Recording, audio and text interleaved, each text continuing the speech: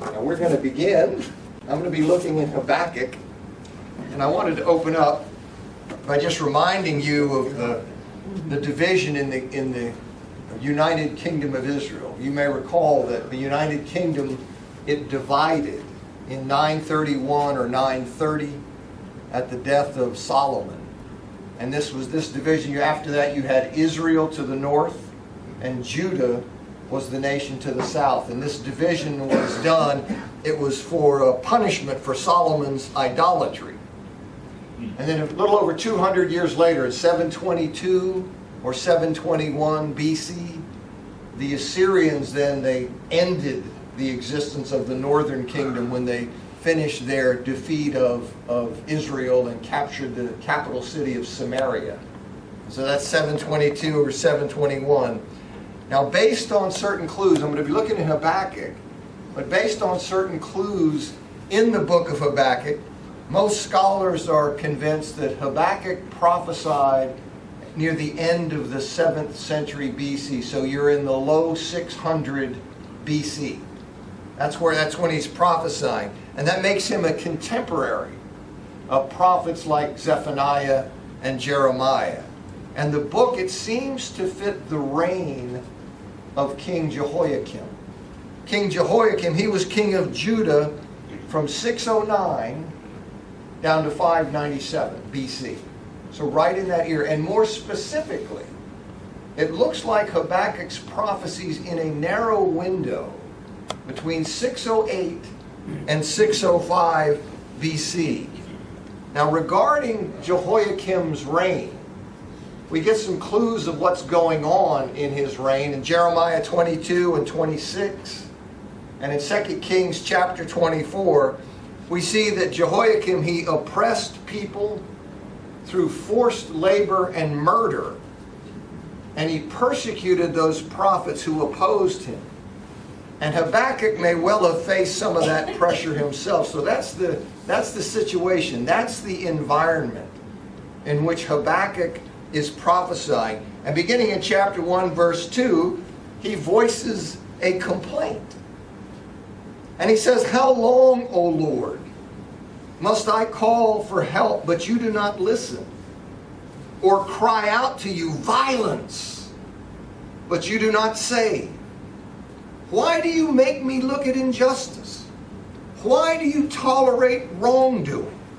Destruction and violence are before me. There's strife and conflict abounds. Therefore the law is paralyzed and justice never prevails. The wicked hem in the righteous so that justice is perverted." So Habakkuk, he questions. He questions why God has not intervened to deal with the evil, the violence, and the injustice that are rampant in the nation of Judah. He's bothered because this failure to act, it seems inconsistent with the nature of God. How can an all-knowing, all-powerful, and righteous God simply ignore such a situation? I mean, one's tempted to think that he's not aware of it, in which case he's not all-knowing, or that he's unable to do anything about it, in which case he's not all-powerful, or that he just doesn't care about it, in case he's not righteous. So it's a serious theological concern for the prophet. Now this is the question whenever anyone says about a situation, how can God allow this? How can he allow this? How can God let this go on?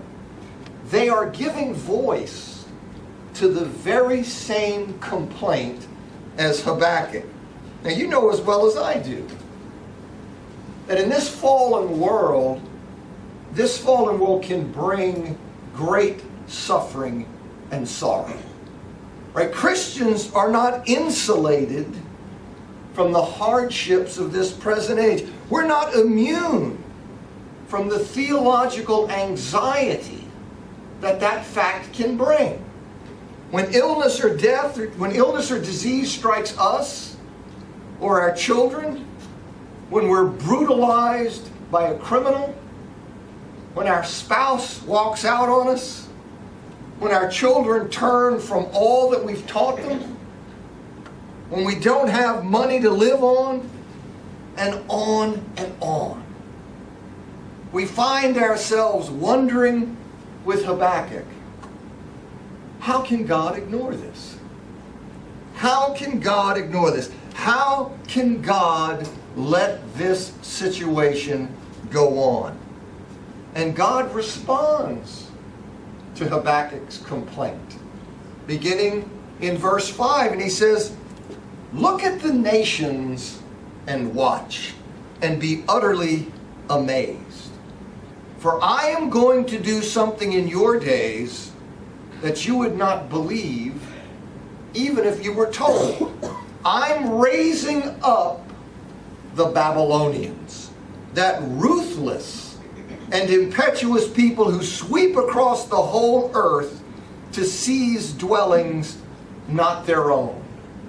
And then in verses 7 to 9, he elaborates on the ferocity and the ruthlessness of the Babylonians.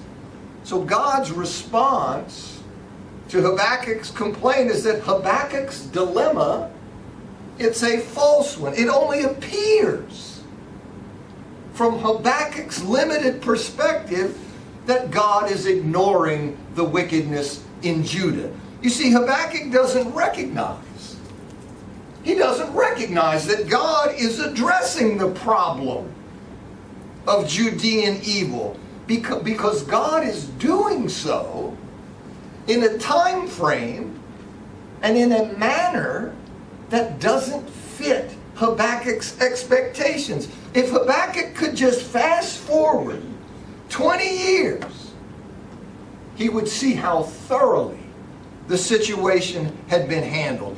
The Babylonian conquest of Judah was completed in 587 or 586 BC with the destruction of Jerusalem and the exiling of many of its remaining inhabitants. And the point is that we simply are not equipped to sit in judgment of God. We just are not equipped to do it. Now, I understand that that's insulting to our pride, and that it's intellectually more satisfying to be able to grasp God's working. But that's not how it is. Whenever circumstances tempt us to doubt the God of Abraham, Isaac, and Jacob, we can know that we are victims of our finiteness, that we are victims of our limited knowledge and limited perspective. We must trust beyond our ability to figure out what He's doing. As Paul stated in that beautiful doxology in Romans chapter 11, verses 33 to 36, "Oh, the depth of the riches of the wisdom and knowledge of God. How unsearchable His judgments, and His paths beyond tracing out. Who has known the mind of the Lord, or who has been His counselor? Who has ever given to God that God should repay them? For from Him and through Him and to Him are all things. To Him be glory forever. Amen." Now see, God's solution to Habakkuk's first complaint, that he tells Habakkuk, it's just, you're a victim of your finiteness. I'm doing something. I'm just doing it on a scale that you don't expect and appreciate. I'm doing it in a way that doesn't fit your expectations, so you don't see it. Well, that creates another problem. His response to that first complaint creates another problem, the nub of that problem is expressed in Habakkuk 1:13.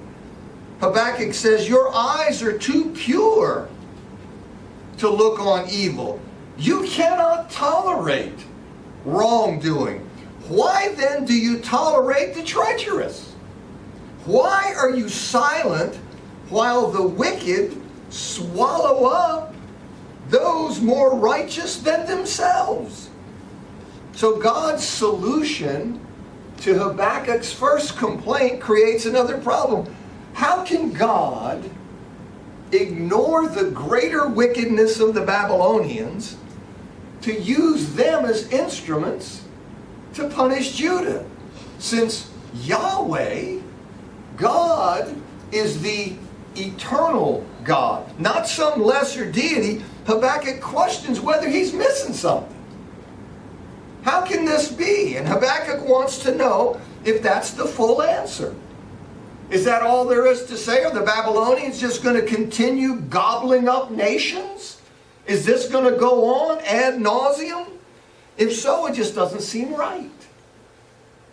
And he says in chapter 2, verse 1, he says that he's going to wait for an answer. He says, I will stand at my watch and station myself on the ramparts. I will look to see what he will say to me and what answer I'm to give to this complaint. And then in chapter 2, verses 2 and 3, God announces the giving of an explanatory vision. And he says there, he says, then the Lord replied, write down the revelation and make it plain on tablets so that a herald may run with it. For the revelation awaits an appointed time. It speaks of the end and will not prove false, though it linger. Though it linger, wait for it. It will certainly come and will not delay. So God instructs Habakkuk clearly to record this vision that he's going to give to Habakkuk, which vision is not actually given until chapter 3, verses 3 through 15. But he tells him, I'm going to give you a vision. You need to write it down.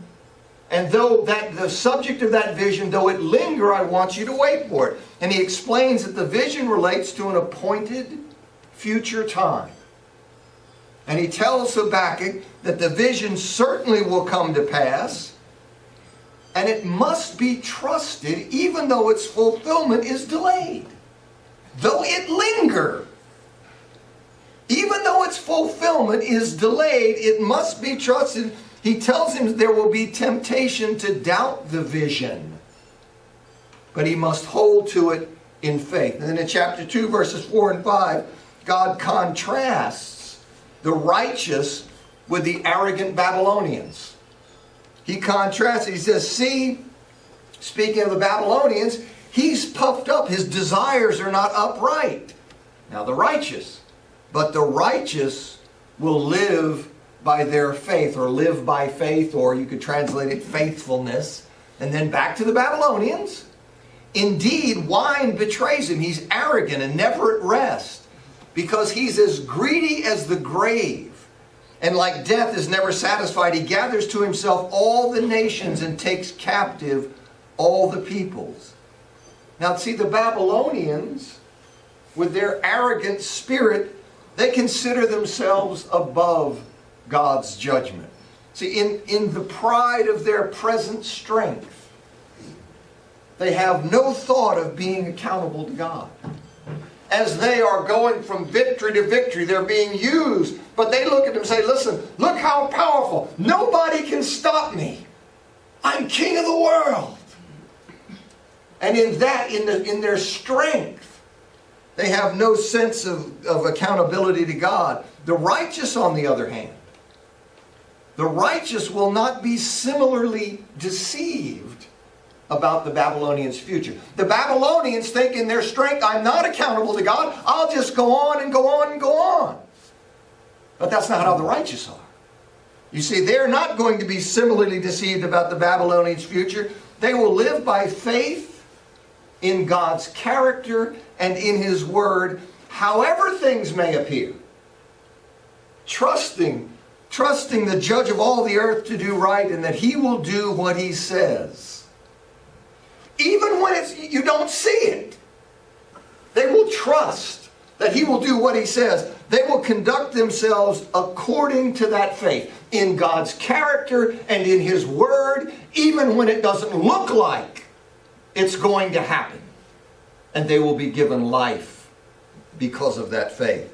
And we have to live by similar faith. We have to live by similar faith. We must not allow circumstances or appearances to shake our faith in God's character and in His Word. God is who He says He is.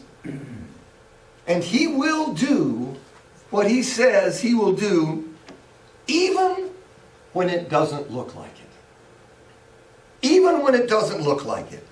On a fateful Friday, nearly 2,000 years ago, it looked to all the world like Jesus' trust in God had been misplaced. As He hung dying on a cross, religious leaders, they taunted Him saying, He trusts in God. Let God deliver Him now. His death was seen by these men as proof of divine abandonment. But it was just the opposite. It was just the opposite. It was God's rescue of the world. And in chapter 2, verses 6 to 20, God reveals the fate of the Babylonians, to which the Babylonians and the unrighteous are blind. It is those who are trust who understand God's character and His Word. He has said with them. The Babylonians just bobbing along saying, listen, I'm king of the world. I'm doing everything. It's always going to be me. I'm not accountable to God. The righteous know that's not true. The unrighteous and the Babylonians, in 2:6 to 20, He reveals the fate of the Babylonians, to which the Babylonians and the unrighteous are blind. He reveals that they are, in our vernacular, they're going down. Okay, they're going down, and that the nations will taunt them when they fall. And this fall will happen because God is not like the Babylonian idols. He not only is alive, He's on His throne. He is in His holy temple. And He will judge Babylonia for its evil. So Habakkuk's second dilemma, that's also a false one. God's not ignoring the greater wickedness of the Babylonians. He's perfectly aware of their evil and of their arrogance. They will receive their due. But first, they will serve God. They will serve His purpose regarding Judah. They will serve God's purpose as instruments of His judgment against Judah. They will be His instrument of judgment against that wicked, rebellious kingdom that motivated Habakkuk's first complaint. And then we read in chapter 3, verses 1 and 2, a prayer of Habakkuk the prophet. Lord, I have heard of your fame. I stand in awe of your deeds, Lord. Renew them in our day. In our time, make them known. In wrath, remember mercy. So Habakkuk then prays that in bringing his wrath on Judah by the Babylonians, that God will be merciful to them by renewing in their day the same kind of mighty acts of deliverance that He performed in the past, as in the Exodus and during the conquest. In other words, he's praying in accordance with what God has just revealed, for God to deliver them sooner rather than later from the coming Babylonian dominion. So this is what he wants. And then in 3 to 15, God gives this promised vision. He told him, I'm going to give you a vision. It's going to be about the end game. I want you to write it down. And then he gives that vision in chapter 3, verses 3 to 15, of his judgment on the Babylonians. As he says, Habakkuk says in chapter 3, verse 13, normally I just read the whole book, but I'm trying to pare it down. But in 3:13, you can see this. He says, you came out to deliver your people to save your anointed one. You crushed the leader of the land of wickedness. You stripped him from head to foot. Now Habakkuk's response to this vision of God's judgment against the Babylonians is given in 3 verses 3 to 15. Habakkuk's response is in 3:16 to 19. And Habakkuk says, to the vision. God reveals this thing and gives him this vision which he is to write down. But having the vision of this judgment has an impact on Habakkuk. He says, I heard and my heart pounded. My lips quivered at the sound. Decay crept into my bones and my legs trembled. I will wait patiently for the day of calamity to come on the nation invading us, the Babylonians. I will wait, he says, patiently for the day of calamity to come on the nation invading. That's the calamity that he's just been given the vision of. He says, though the fig tree does not bud, and there are no grapes on the vines, though the olive crop fails and the fields produce no food, though there are no sheep in the pen and no cattle in the stalls, yet I will rejoice in the Lord. I will be joyful in God my Savior. The sovereign Lord is my strength. He makes my feet like the feet of a deer. He enables me to tread on the heights. Now the wrath of God is such a terrifying thing that Habakkuk is physically shaken by the vision, even though it's a judgment of the Babylonians. It's that awesome. It's that, has that great of an impact on him. And he declares that through all the hardship and suffering that will follow the coming of the Babylonian conquest of Judah, through all of that, because when the Babylonians come and they conquer Judah, it's going to be a really, really difficult time. And he says that through all of that, he will wait patiently for the fulfillment of God's promised deliverance. He will do so in joy, knowing that God, his Savior, is in control, and that he's working out all things in accordance with his wisdom and in conformity with his word. See, Habakkuk has come truly to understand that God is in his holy temple, however things may appear.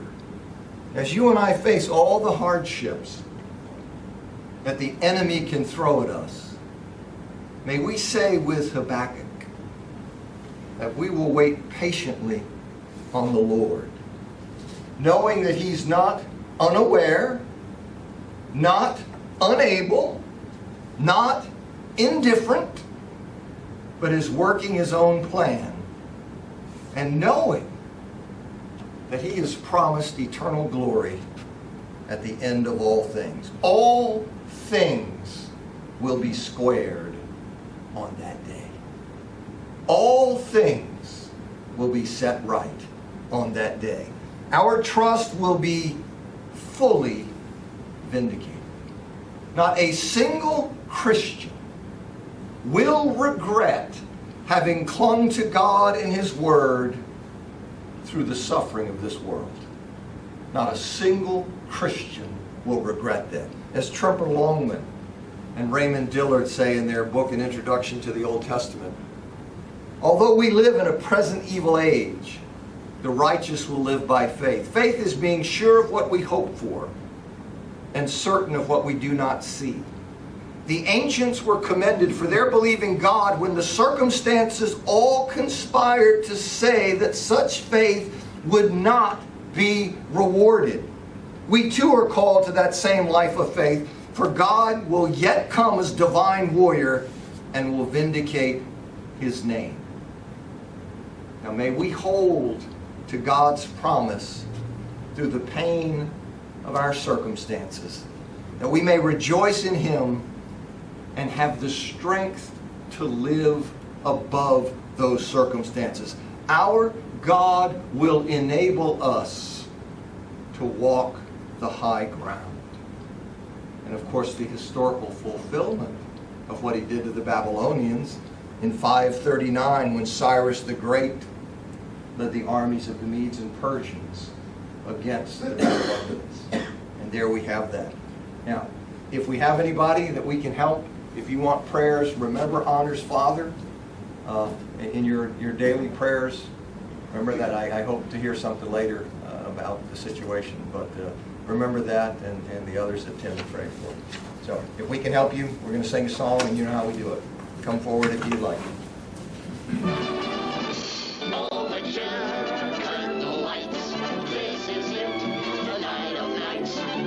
Rehearsing and nursing a part, we know every part by heart. Overture, curtain lights, this is it. We'll hit the heights, and oh, what heights we'll hit. On with the show, this is it.